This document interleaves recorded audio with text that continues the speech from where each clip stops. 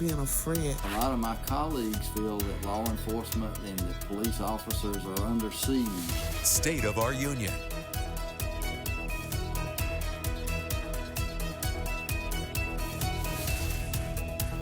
Good morning, everyone, and welcome to State of Our Union, a special 30-minute live segment here on WGXA Fox 24. That's right. I'm Rick Devens alongside Ashley Kirkland. Today we're going to look at a lot of the issues that we're addressing here in the Mid-State and that we're addressing across the nation. That's right. Now we're going to introduce to you our panel that we have this morning. Our guest panel includes Miss Faye Walker Alexander. She is an advocate here in the community for parents and mothers who have lost children to senseless violence. We also have Miss June O'Neill with the Mentors Project, who everyone knows here. She's the founder of the Mentors Project of Bibb County. And we also have Bishop Dr. Harvey B. of Christian Fellowship Church in Warner Robins, and of course Sheriff David Davis of the Bibb County Sheriff's Office. Thank all of you for joining us this morning. Yes, thank you all for being here. And we're going to be taking this conversation online. We want you to be involved. Tavares Jones is live in the newsroom. He's working for you, taking any questions you may have throughout this show this morning. And we'll also be sure to answer those questions for you right here on air. So join us on Facebook Live and Twitter. Post those questions there, and we'll be sure to get those out. And so we're going to start now this morning with Miss Faye Walker Alexander. Thanks for joining us once again. Now, I did pre-interviews with all of you guys, and so we want to introduce you to everyone here out there in the audience. Faye Alexander, you're an advocate for parents who've lost children to violence, and you have lost 3 children, but one particularly to what you say is senseless violence. What's it like being a parent to a child that you've lost to violence, Faye? Well, you know, losing a child is the hardest thing that a parent have to face in their life, and that's not a very easy task at all. And with me, I know how each of these parents feel. They have lost their child due to violence, even if it's not due to violence, illness of any kind. But losing a child is a devastating thing, and it takes a part of you away. And my main focus is I had to constantly call on the Lord to stand by me and be with me. And that's my biggest thing. I know that God makes no mistakes. So calling on him and him sticking with me gave me the strength and the guidance to do the things that I do now. Do you mind telling us a little bit about your story and what happened with your child? My son came to Macon back in 1994 to visit my mom for her birthday, and my sister had just got murdered 2 months before that. So her children were living with my mom, and he decided to stay at a hotel that night. And 2 guys tried to rob him as he went to the store to purchase something and fatally shot him. And we've seen incidences like that happen all too much here in our city, and really nationwide. It's not just something that we face. And Faye, we asked you, what do you see to be the root cause of this violence? Here's what she had to say about that. Involved with the young people, they gotta stop being afraid because this young man sell drugs, or this young man is in a gang. You gotta stop being afraid. It's okay to get out there and do work in the community, that's fine. I mean, I love doing work in the community, but you gotta understand, these kids need guidance. And that's the only way they're gonna get it, if we as grown people stop being afraid to hit the street. And so this was kind of a public outcry to people in the community. Say we have to stop being afraid as adults. What exactly can we do to help further help children in the community? You know, Sheriff Davis is a big supporter of mine, and whatever I go out to do, I normally talk with him about it. And he will provide me the support and even mentor me on some things that I need to do. If some of the leaders in this city would do better by wanting to help us out, getting out here in the community. And as you know, Sheriff Davis, I think once a month, goes out into each community and walk to meet the families and just meet the families in the communities. And I think we need more of that. We need more pastors reaching out. I had one pastor to say that I had no business out in the street because that was their job. This was their community. but they have allowed fame and popularity to take over, and they don't forgot what they need to do. Well, they need to get that memory back and know that the community need our help. They're crying out. So that's my. And the more people that we can get out in the community to address this, the better. I know, Sheriff Davis, you really focus on being out at as many public events as possible, about getting out in the community. When you hear from victims of this violence, or perhaps you hear from parents, hear from neighborhoods that produced the folks committing these acts of violence, what are you hearing from the parents of both the victims and the parents of the ones perpetrating the violence? Well, it's that involvement, and from our standpoint in the sheriff's office, I believe that we need to be involved. It's that how you look at law enforcement, whether we're a protector or a warrior, and I think our first job is to be protectors and to be involved in the community. But when you see people who are involved in violence, who are involved in doing bad things throughout the community, there's a common link. A lot of it has to do with education. A lot of it has to do with parental care in the home, and sometimes it has to do with lack of job, lack of opportunity, living in communities where there's blight, living in communities where they feel a sense of hopelessness and helplessness, and that's where we try to reach out. And if it's nothing more than cutting a vacant lot so that the kids can play in a neighborhood, is trying to do our part. So it sounds like what I'm hearing from a lot of you on the panel is that a lot of this, the solution is going to be getting to folks while they're young here in the mid-state. And I know, June, you've committed your life to the young people here in Middle Georgia. What are you hearing from young men that are getting caught up in this violence on one side or the other? There's lack of education, lack of jobs, there's lack of hope. They feel desperate, and they make choices that can ruin the rest of their lives.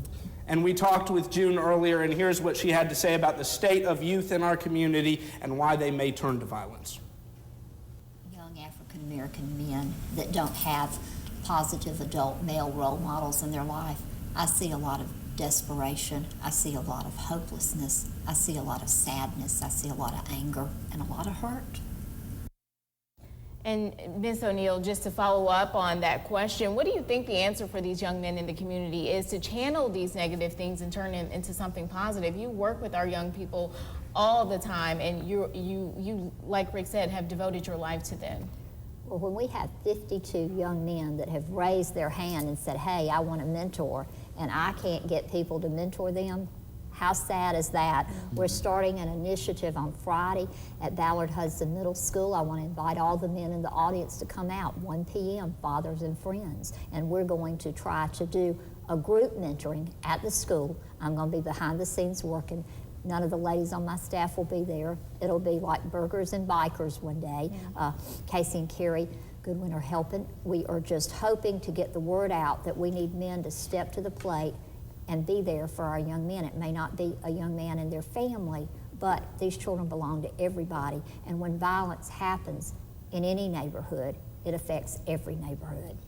And Bishop Harvey B., you serve in the Warner Robins community, the greater Middle Georgia community, and you've heard Ms. Walker Alexander talk about the outcry for leaders in the church to get involved and even rejection. What's your response to that? How are you guys filling in the gap here? Well, it saddens my heart that she was told that, but my stance is that we join forces together with the police and the community, because we are all in the community together. If we're going to do better, we must unite together. And as we see things now, we're very much divided on a lot of issues. And so the only way that we're going to bring things together, we got to communicate. And the only way I know how to do that is we got to dialogue.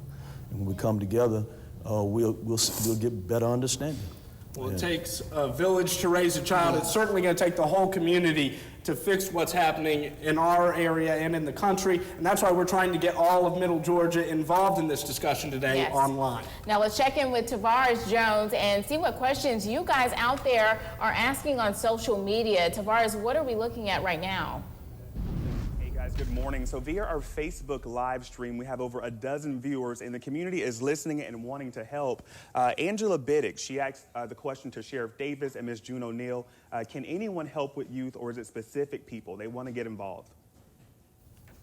We have to have criminal background checks done on any of our mentors, and we are delighted for you to call in and volunteer. 478-765-8624. There you go. You don't have to just be part of the conversation. You can be part of the solution. Yes. Now, how can people get involved, Faye, with what you're doing in the community? Well, they can get in contact with me on social media, Facebook, Faye Walker Alexander. They can call me at 678-542-4620. Matter of fact, I just had a young man to reach out to me the other week. You met him. Saying that he was tired of just sitting not doing anything, and he was ready to get out here in the streets and make a difference. So please just give me a call. Again, 678-542-4620. And Sheriff Davis, when we spoke earlier last week, you educated me that actually numbers as far as murder rates are down here in Macon from this time last year, but we do know that any life loss is certainly a tragedy in our city. Tell people about where we are this year compared to last year and how we got here. Well, across the board, we're down on criminal incidents so far this year, so we're very pleased with what the community is doing and also what our deputies and investigators are doing to solve these crimes. But on the homicide rate, through this point, through October of last year, we had 20 homicides in Macon and Bibb. This year we've had 15. Of course, that's 15 too many, but we've trended less, and all but one of our homicides have been solved by the good work of the investigators, but it's also the good work of the community of knowing who may be involved in these serious incidents and getting in touch with the investigators. So we have a very good rapport. And one of the things that we have issues with is property crimes, burglaries and thefts and things like that. So our investigators, because they know the community and they have a positive relationship, they're able to gather information and get a lot of things solved. So I think we're ahead of the curve on that, and I think our work, but we can't do the work unless we get the information, and the community has been very positive to help us out. And it seems like nationwide, and you all can tell me if this is the case here in the mid-state, there's been a bit of a disconnect between a feeling that folks say that law enforcement is going after African Americans, and then some in law enforcement defending it, saying the numbers don't represent this. When you get that here in Middle Georgia, you can look at the numbers, and I know you've been at the forefront. Anyone that's had any problem with law enforcement, you're there for the discussion, which we appreciate. But do you feel, and this is open to all of you, that there's a perception that African Americans are being targeted by police here, and when you look at the numbers, do they reflect that perception? And this is open to anyone who wants to take it. Sheriff Davis and his officers put themselves in harm's way every day. They leave their house not knowing if they're going to return in the evening to their family and loved ones. And I don't know about you, but when I go to work, I want to come home to my husband and my family and my mom and my brother. And I don't think people put the value of life that they should put on law enforcement, putting themselves in harm's way every day. I think that when you look at the homicide rate, and you look at the homicides and serious crimes like that, the vast majority, if not just about all of them, are from minorities. But then that goes back to what we were talking about before, the lack of education, the lack of development in the communities, and the lack of adult involvement in their lives. I've always said that the two biggest concepts of crime prevention are economic development and education. And so we see a lot of that lacking in a lot of these incidents. Well, you know, you have three things here. You have, we can talk about the problem, we can talk about how to solve the problem, but we got to get involved in solving these problems. It's obvious that we have a problem in our nation with crime, but I'm gonna tell you the truth, I don't want to live in any country that's lawless. I believe in, police officers. I believe in law enforcement. But however, we understand that there are some problems that need to be looked at. You know, there's training issues with some, you know, being educated on how to deal with certain issues. I don't think that some are trained to deal with some of the issues that people are faced with. And it's not just, there's some mental things that are involved in it. There are, you know, education, as they said. There's a whole lot of things.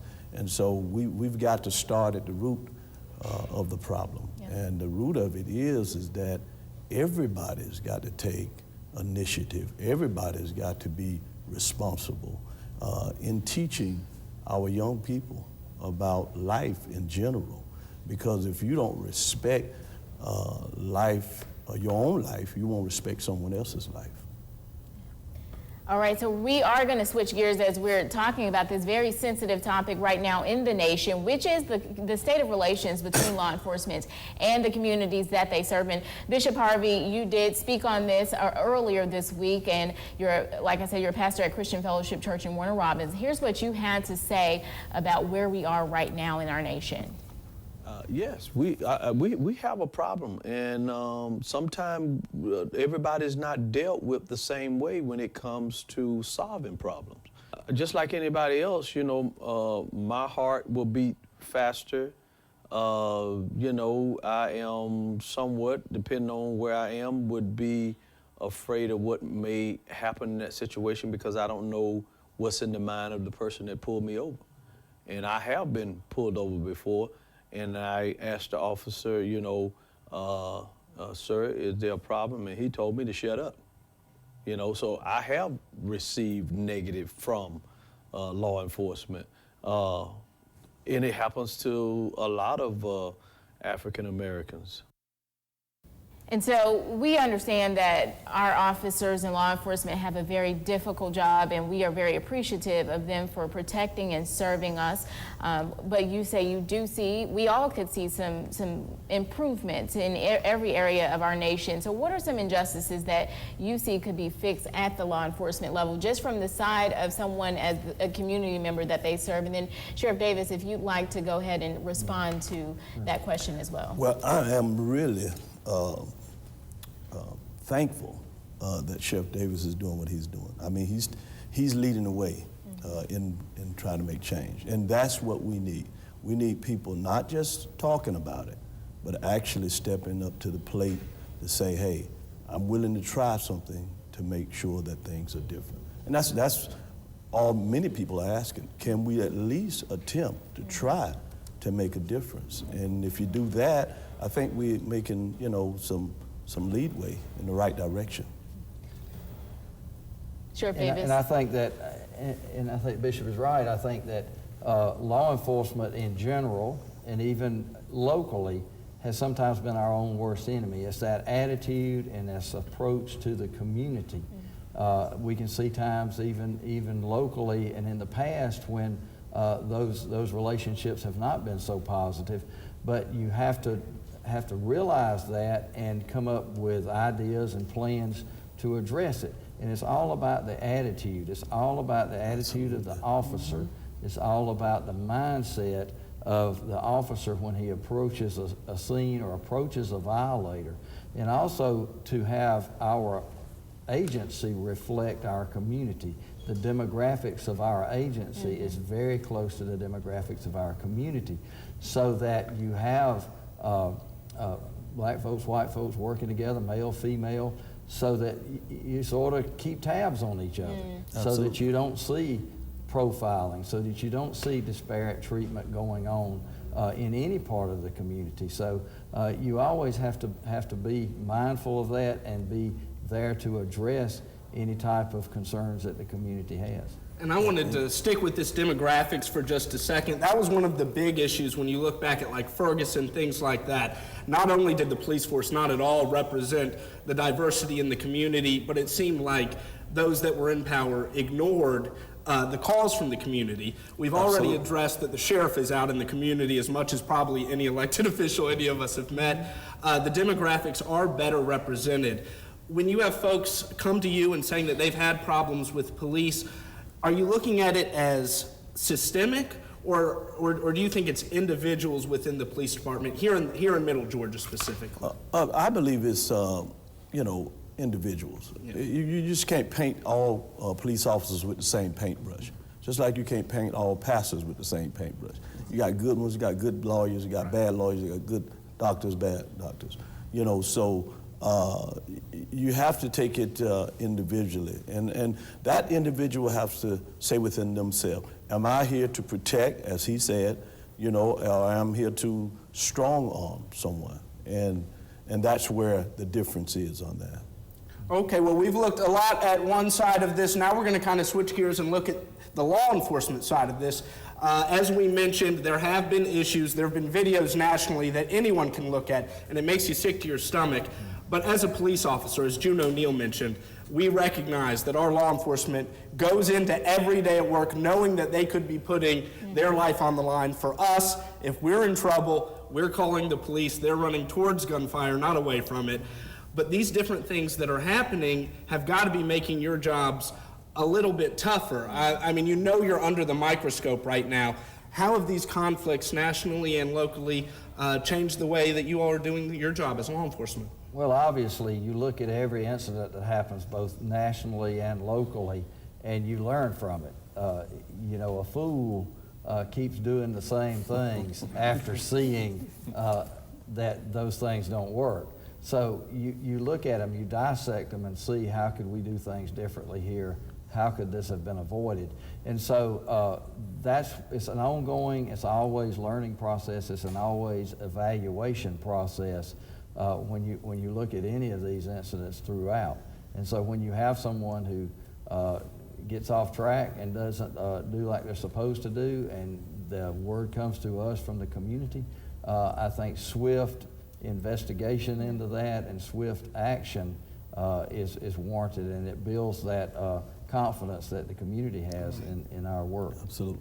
And it's not about them versus us. Mm-hmm. It's not about the police versus the community, because police officers live within the community. Mm-hmm. I mean, I have Sheriff Card right, down the street from me. We live within the community. So we need to seek to understand each other, because we live right there with each other. It's not a them versus us. We need to learn how to work together to solve these issues and these problems. And it's not just that, you can't just, ding the whole police force because of one bad apple.